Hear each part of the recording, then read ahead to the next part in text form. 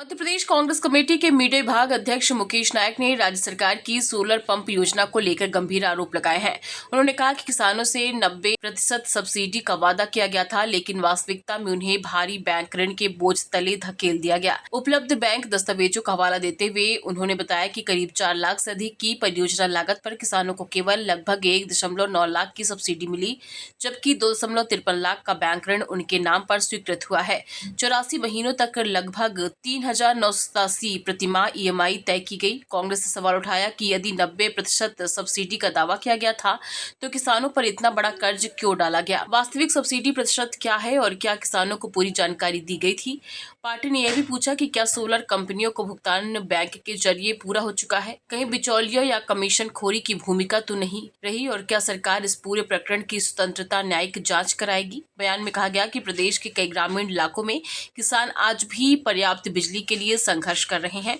ऐसे में सोलर योजना राहत का माध्यम बननी चाहिए थी, लेकिन यह किसानों को कर्जदार बनाने वाली योजना बनती दिखाई दे रही है। ये बहुत बड़ा घपला है। मैं मध्य प्रदेश की सरकार से पूछना चाहता हूं कि ऐसे कितने किसान हैं इस योजना के तहत जिनको लाभ मिला है, और कितने किसानों को कितने प्रतिशत सरकार ने सब्सिडी दी है। ये बात पब्लिक डोमेन में लाए और जनता के बीच में, किसानों के बीच में इस बात को स्पष्ट करे राज्य सरकार। दूसरी बात मैं ये पूछना चाहता हूँ कि जिन कंपनियों को ये काम दिया गया है, इसमें सूर्या इंटरप्राइजेस, महिंद्रा सोलराइज, टपसम energy, Rotomac motor and control private limited सहित अनेक कंपनियों के नाम हैं जिनसे किसानों ने ये पंप खरीदे हैं। मध्य प्रदेश की सरकार ये बात स्पष्ट करे कि इन कंपनियों से सरकार का क्या संबंध है, कौन कौन बिचौलिए इस कंपनी में हैं जो कंपनी और किसानों के बीच में खड़े होकर मुनाफा कमा रहे हैं, और ये सब्सिडी जो सरकार ने वायदा किया था वो किसानों को क्यों नहीं दी जा रही है, ये स्पष्ट करें। एक और बात मुझे कहना है, 90% सब्सिडी दी जाएगी, इसका बहुत प्रचार प्रसार पूरे मध्य प्रदेश में भारतीय जनता पार्टी की सरकार ने किया।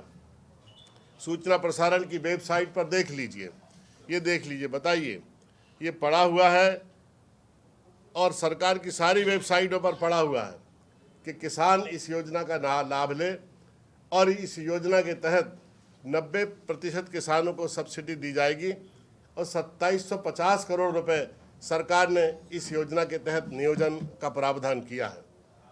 लेकिन क्यों सब्सिडी नहीं दी जा रही, कितने किसानों को इस योजना का फ़ायदा मिला है, और ये लोन जो 8.30% की दर से, ब्याज दर से किसानों के ऊपर लगा है, इसका जिम्मेदार कौन होगा। और किसान जो प्रतिमाह इस पर आने वाली जो 3400 रुपये की जो प्रतिमाह आने वाली जो इसकी EMI है 3,987 रुपये, 3,987 रुपये प्रतिमाह EMI जो आएगी, और ये 84 महीनों के लिए ये EMI है, इसको कौन चुकाएगा। अगर किसान को 3 लाख से ऊपर की सब्सिडी नहीं मिली तो जो किसान के ऊपर अतिरिक्त आर्थिक बोझ आएगा उसका जिम्मेदार कौन होगा। मैं मध्य प्रदेश की जनता की नॉलेज में ये बात लाना चाहता हूँ कि इस तरह की अनेक योजनाओं को लाकर सरकार किसानों के साथ ठगी करती है। पिछली दफ़े आपको याद होगा कि शिवराज सिंह जी की सरकार ने 4,000 करोड़ से ज़्यादा जो किसानों की अस्थायी विद्युत पंप की सब्सिडी है वो कंपनियों के खाते में डाल दी थी, किसानों के खातों में नहीं डाली। ये फिर से उससे बड़ी ठगी है ये कि लाखों किसानों के ऊपर लोन चढ़ जाएगा, फायदा बिजली कंपनी और बिचौलियों को होगा, और किसान बेचारा कर्जदार हो जाएगा। जो किसान अपनी समर्थन मूल्य की गुहार लगा रहा है, जो किसान ये सोच रहा है कि कृषि के माध्यम से वो अपनी जीविका चलाएगा और अनिवार्य ज़रूरतों को पूरा करेगा, वो किसान आज ठगा हुआ महसूस कर रहा है, और उसके साथ जो छल हुआ है उसका जिम्मेदार कौन है। धन्यवाद।